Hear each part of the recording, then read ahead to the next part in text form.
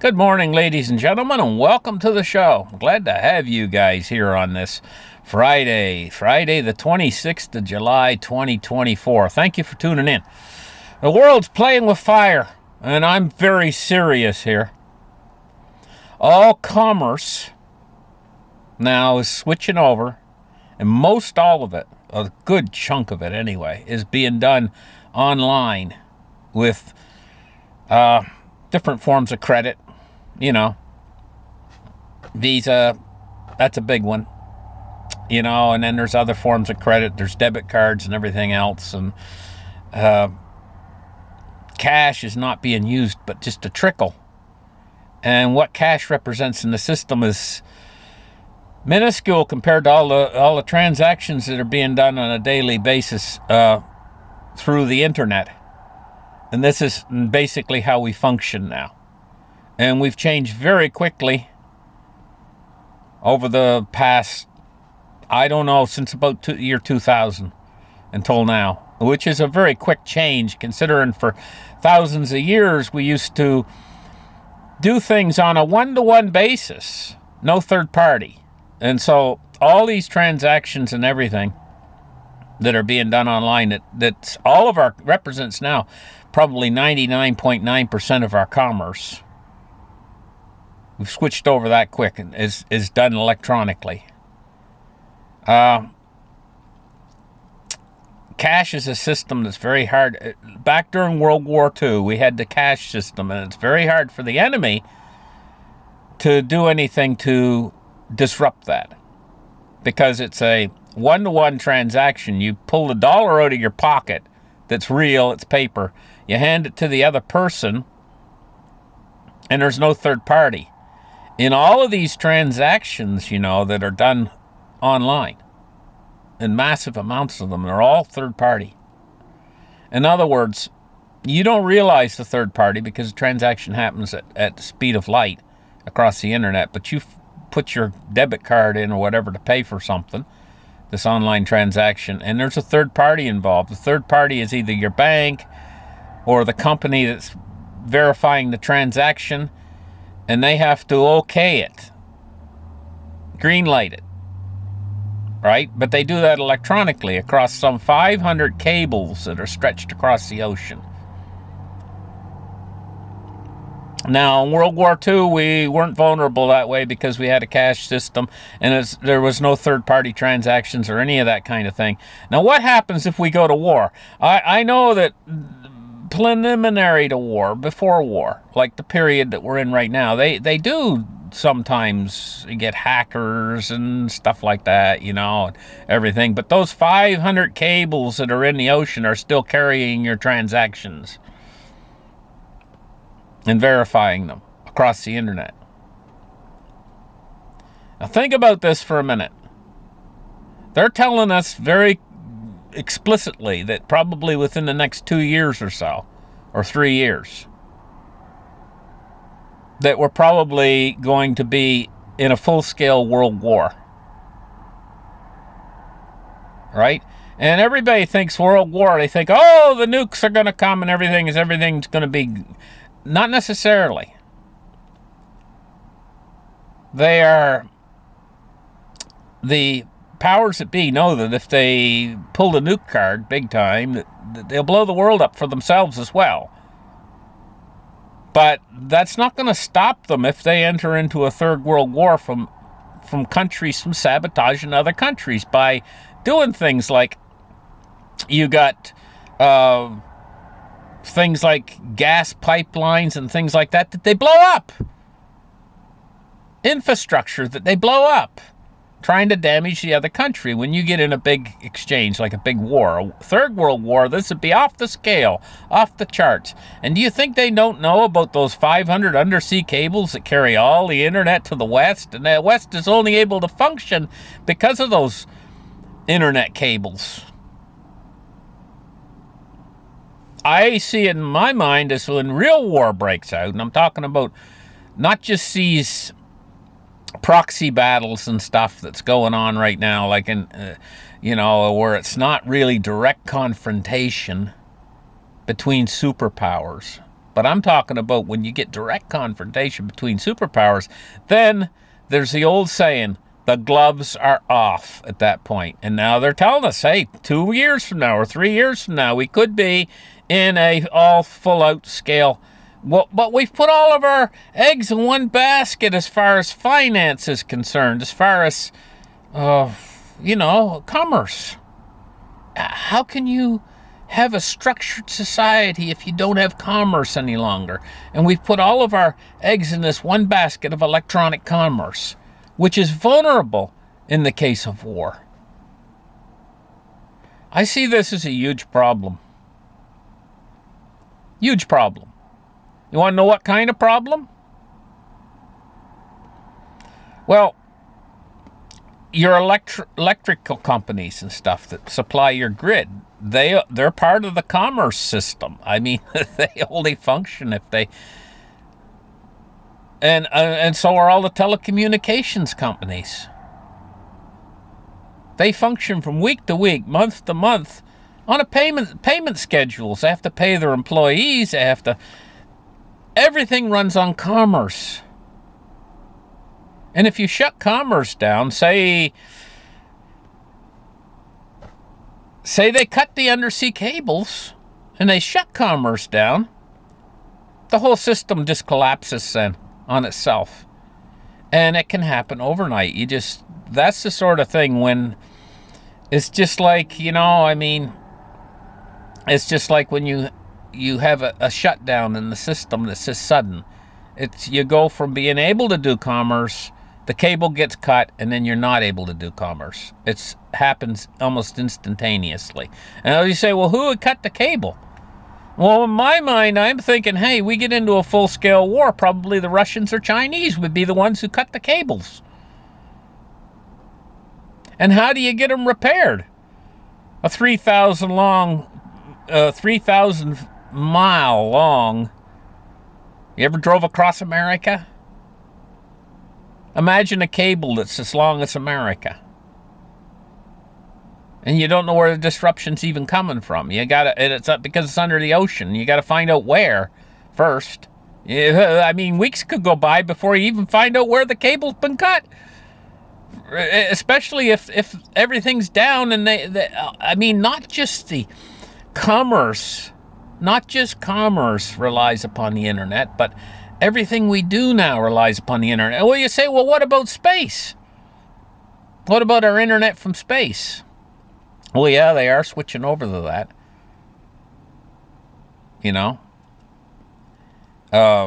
They're leading the way now and putting satellites up there to bring internet down. But didn't we hear articles that the Russians are planning on making some sort of a satellite destroyer or whatever to...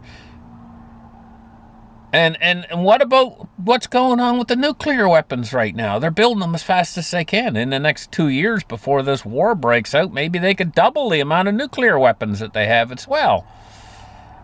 Man, I'm telling you, there's a lot going on behind the scenes right now. We are in a desperate situation, but you could wake up one morning, say a year or 2 years from now, all of a sudden, and you're not going to know what happened if they do something like that. If undersea cables get cut or whatever, you're not going to hear about it because you get all your news now off of the internet as well. And the internet's gone, out. Nobody's going to know why. And how long you get the internet out, how long before the power grid goes down? Probably a matter of hours. And you got no internet, you got no power, you got no commerce either. How long before society then decays into complete chaos? This is a desperate situation we're facing, and it's real. And war is the stupidest thing there ever was. It's like self-destructive. I see it as, for humanity, as a self-destructive behavior that we've carried on from the Middle Ages somehow into our time, and it's just like total lunacy. But it seems like it's almost like it's a disease that spreads amongst the people of this lunacy. And don't you see what can happen? We're not like we were back in World War II now. The capabilities for destructive action to disable a country from the inside out. Boy, that movie that they put on Netflix a little while ago that I watched was really, really on target. It was produced by the Obamas, and I don't know if it's still on there or not, but it was. I think it was. I can't remember what it was called, but it was really on target for what maybe it would be like, when something like this starts and you don't get news. All you know is that your power grid goes down, your internet goes down, you got no news. You think it's going to come back on. But maybe the Russians have, like I say, tore up the undersea cables or whatever. And maybe they can't be repaired for 6 months or a year because it took a long time to put them in. Then what do you do? How does society function? Maybe we could go back to cash, but we'd have to do it awful fast, and there wouldn't be enough cash to go around. So what would they do? Maybe they'd go back to gold and silver, or maybe people would start to take it into their own hands and say, okay, well, we got to have some form of transaction, way to transact, or we're all dead in the water. They would have to backtrack on this whole system that they've created for themselves.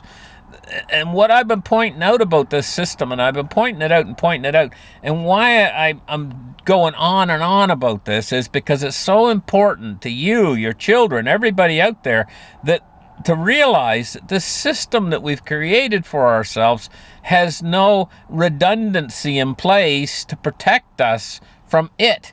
We've went all hog into this very vulnerable system. And people can't see the vulnerability in it. All the people out there, it's like they're in a daze. Oh, this is so wonderful. Look how my phone works and I can make this transaction, pushing a button. Blah, blah, blah, blah.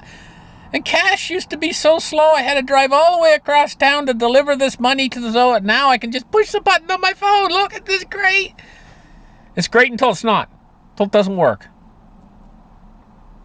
War can make it not work overnight, and there's no way to fix it because they're going to sabotage you more. The enemy over there, you get in a war, a big war, Third World War, the enemy over there, he's not going to take any pity on you just because you haven't got internet in your whole country.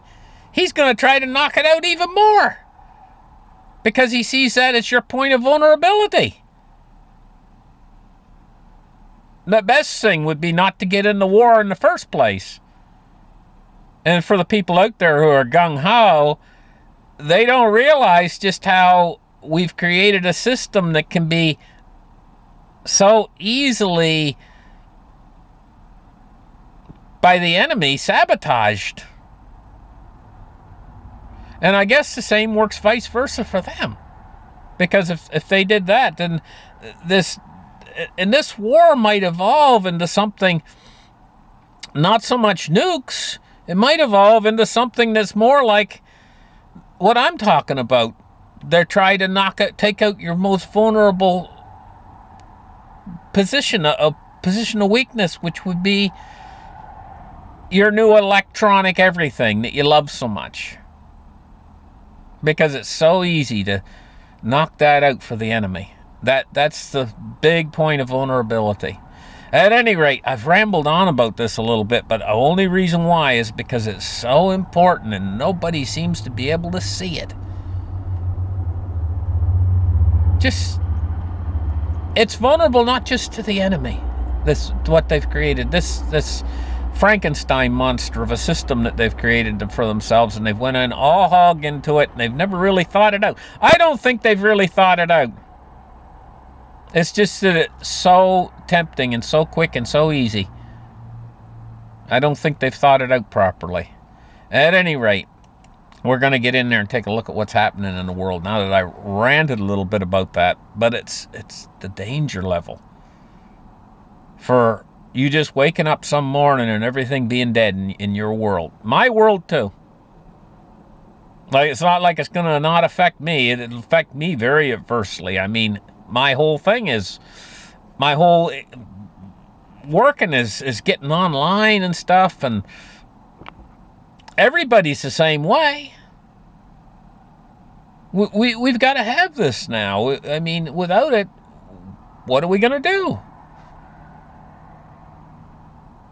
We went in so quick for it. It's not a good thing, guys. Even though it looks so great. You know, it kind of reminds me of... Have you guys ever noticed that the foods that taste the best and stuff, they'll do you in? If they taste really good, stuff like ice cream, and you guys know, it'll pack the weight on you, make you fat, and just no muscle, and turn you into a blob if you eat too much of the food, the good tasting foods. But the bad tasting foods, you ever notice how that's what makes you really healthy, is stuff like raw carrots and broccoli and all that kind of stuff, and nuts and seeds and everything. None of it tastes all that great. But if that's all you eat, you'll be healthy. Well, that's just the way with the monetary system as well. If all you do your transactions with is real physical gold and silver, or a currency that's backed by gold and silver or whatever, it's like eating that good food, you know, the broccoli and you'll have a healthy system. But what happens if you do the easy thing all the time? You eat nothing but ice cream. Well, that's like these cell phones and all this electronic communication and all this transactions done across the internet. It's so easy, and it's like the junk food. But what happens if that's all you eat? And that's what's happened, is they're getting rid of these old systems, these old analog systems, as fast as they can, and making it so that all the transactions are done online. Boy, I had a real rant about that. 17-minute rant, but I mean, it has to be said. And in the danger, you have to start to see the danger of all of this. Now, 270 flights have been canceled in Frankfurt. Environmental activists. You know, I think of are they the same ones who sit themselves down in the road, and the trucks are right up there, and in their nostril, practically running them over. They're practically underneath the tire. I've seen them on TV. And you got people dragging them off to one side of the road, and as soon as they drag them off to one side of the road, they come back and sit right back down underneath the tire again. I saw that on TV, you know, I mean, or on the internet. Are these the same ones who are canceling these flights or targeting airports across Europe? Well, maybe they saw they weren't getting a whole lot of anywhere sitting underneath the truck tire. You know? Maybe they see that this is an easier way to cause disruption or whatever. I don't know. But 270 flights now. Evidently they're changing their tactic as they're targeting airports across Europe, disrupt airport traffic. We're going to have to keep our eye on that. Now, in Bangladesh, remember I said I'm following these riots in Bangladesh very carefully, because, you know, there's a discontent around the world right now that's growing. It's growing bigger and bigger. And it has to do with the oppression of the people of the world, so that the rich can get richer and the poor can get poorer. Well, this right here is a country where there's a mass movement against a dictator. Now, any leader could be deemed a dictator. And that's easy to say and hard to disprove. When you say, oh, he's a dictator, right? Once you label them a dictator, then you get you can get a mass movement against them. And so we get this country here, and they so-called mass movement against a dictator. Now, what happens if the balance of power starts to swing toward the protesters? What happens then? Well, it's happened in countries, like it happened in Romania a number of years ago. I think the guy's name was Ceausescu or something like that, if I remember right. Anyway, it didn't end well for him. You know, and a country it's happened before in the past. It's I guess they call it revolution or whatever at a certain point when it starts to Well, at any rate, it always down to whether it's successful or not successful. These things as violence erupts across Bangladesh. So I'm watching it now. What happens when other countries who are feeling this same kind of stress observe success in another country, say next door? They see they're successful, and we're still being oppressed by a quote air quotes dictator. Now that country over there, they rallied against their air quotes dictator, and now they won. And over here, we're still being repressed, and so they see that. Other countries will see that. And, what we could be, one of these times, as the pressure gets higher and higher on the people, in other words, they have no money, they're under rapid inflation, they're getting poorer and poorer, the general people, and they witness these people in power and stuff who are getting richer and richer and wealthier, and there's a disparity there. This has happened in history. This is nothing new. It happened in France, called the French Revolution, for crying out loud. You had ones like, I don't know whether it was actually true or not, but I think it was Marie Antoinette. She was saying, let them eat cake. In other words, the poor people, she was sitting there in opulence eating her cake, and he said, well, what about the poor people out there? Let them eat cake. They're richies. Why do we history keeps kind of repeating itself? It keeps going around and going around. History repeats. But I'm keeping my eye on stuff like this. And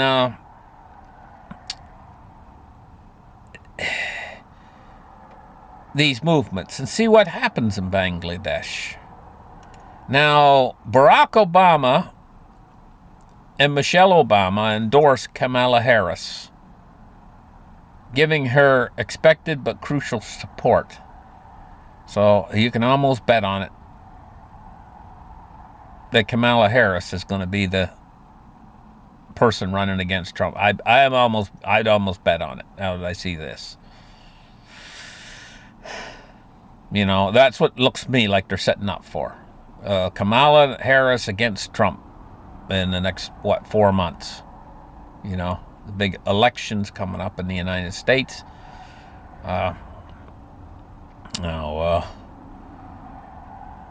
that's what that looks like to me. Now we see we're in the beginnings of a Fed-induced recession that might not last very long, because when it all starts to turn downwards, you could see quite a lot of action of more money printing happening. So at this point, at this stage in the game, we do see things like 50 stores closing in California. It doesn't matter.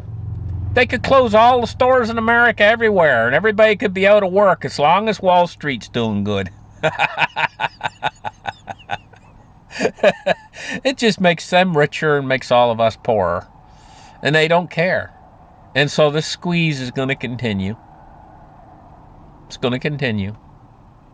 The people who are on the wrong side of this trade are going to continue to get poorer and poorer, and the people who are on the right side of this trade are going to continue to get richer and richer.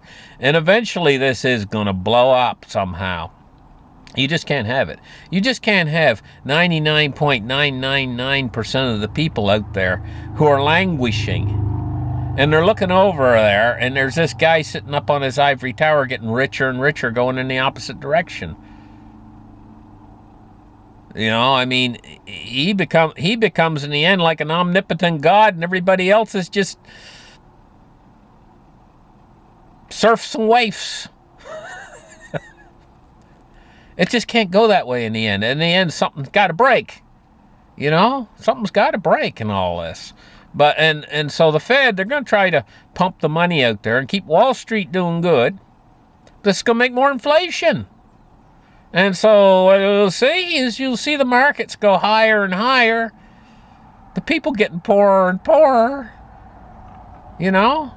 And Wall Street side, eventually gold and silver are going to take off. I'm surprised, actually, to tell you the truth, to see this little downturn for silver.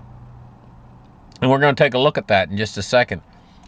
Now, tornadoes are hitting where they normally never hit. In Quebec, they're uprooting trees, damaging infrastructure. If you live in Canada or you live up in Quebec, you know how rare this used to be, and now these things are becoming more common.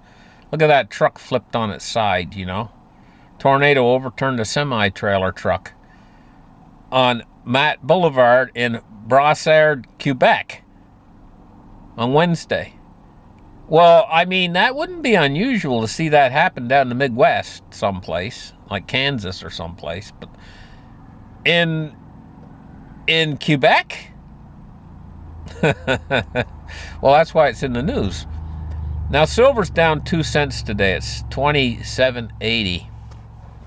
I've often thought this for a long time, that somewhere in the middle of all this, when the real rich people out there decide to actually go for the physical, and I'm talking about the billionaires out there, when they actually finally hit the spot where they say, well, my dollar's losing value too quick, there's still some opportunity out there to get into something that's going in the opposite direction, and they start to solve one of the issues I see is the allocation. I know a lot of people disagree with me about that allocation issue, but for real rich people, especially silver is an allocation issue, because it's so heavy and it's so bulky, and it still has to be guarded, and so it creates an allocation issue.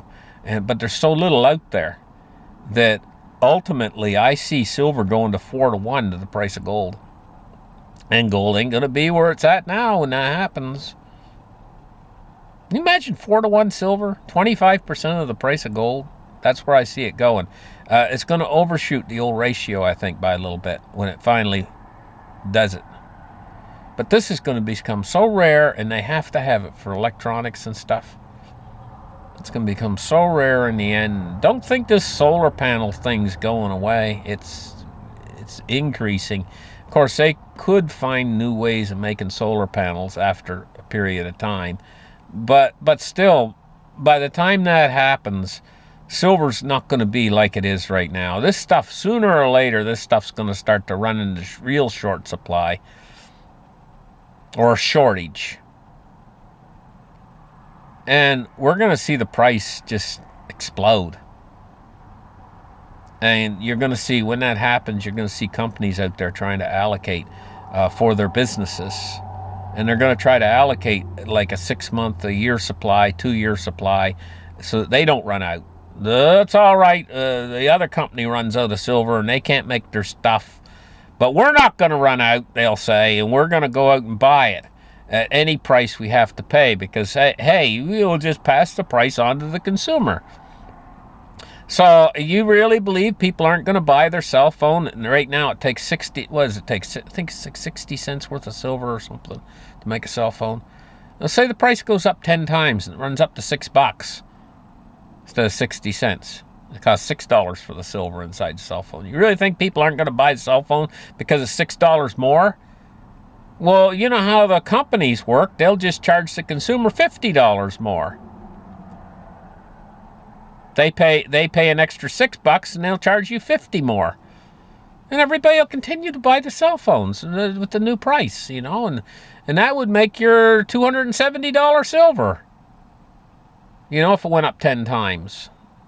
$278. But that's not out of the question, guys. It's really not out of the question. And when it makes these moves, when we run into a shortage, it could go up to that price so fast. How much silver they got left that's available for sale? I'm not talking about silver out there that people have that not willing to sell it tomorrow. Are you guys got silver? Are you willing to sell it for $27.80? I don't think you're rushing in there wanting to sell it for $27.80. So there's a lot of silver on the sidelines. But what about the silver that's available and ready for sale and ready to supply all of these suppliers, all of these retail suppliers, and the silver that's ready to go, go out to the warehouse for these big companies who are manufacturing stuff? How much is there? I don't know how much they got left. I do know that they're in deficit every year. Well, that means they're using more than they got every year. How long can they continue with that before there's nothing left in the safe for silver? What's the time when that's going to go tick and it happens and there's nothing left in the safe? They've used up their deficits, used up all the world's critical supply, and now we're just relying upon the mines, and they're not producing enough to cover both. They can cover one or the other. They can either cover industrial use, the mines, or they can cover retail sales and stuff. Well, you know who's going to go. You know who ain't going to, is the retail sales. And when that day comes, you're going to see that you're not going to be able to buy silver because these people who sell silver and stuff out there aren't going to have anything to sell you, or the government's going to come along and say, okay, look, you're not allowed, it's all got to go to industry now. This is a critical thing that's used in industry, and you're not allowed to buy it anymore unless you have a license. Yeah, you can sell what you got to us. Yeah, we're happy to take it, but you're not allowed to have it anymore. It's not really confiscation, but it's like soft confiscation, because they know that they'll just cut the retail sellers of silver like Kitco and the big companies like APMEX and Kitco and Silver Gold Bull and all those. They won't. They'll just say, well, where's your license? You want to buy from us? Where's your license? Well, how much will they sell if the government makes it hard to get a license to buy it? So the only way you can buy it is if you're maybe a company that's building solar panels or green industry or something like that. And they'll have to jump through a lot of hoops. That's what I can see coming down the pike for this, so that they can save it for industry. Anyway, guys, but by the time it gets there, you're going to be looking at probably 10 times the price it is now by the time it gets to that point. But it could happen so fast. Now, cryptocurrency today, we're looking at Bitcoin price 67,674. Ethereum is at 32.56. And XRP is at 59 cents. So, that's what Bitcoin's doing. The stock market today, we're looking at an up day in the stock market. The Dow is up 740 points, which is part of the volatility. The market right now is very volatile. It will be for the next little bit. The market's going to be very volatile right now, and this is volatility to the upside.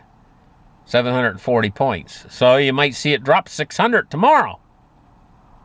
That's what volatility is all about. The S&P today is up 68 points at 5,468 for the S&P. And we're looking at Bitcoin's up some, now, your bonds, they're falling today. Now, the 30-year has fell 3.8 basis points to 4.46. And the U.S. 10-years fell 4.8 basis points to 4.2. So, like I say, who's buying this stuff?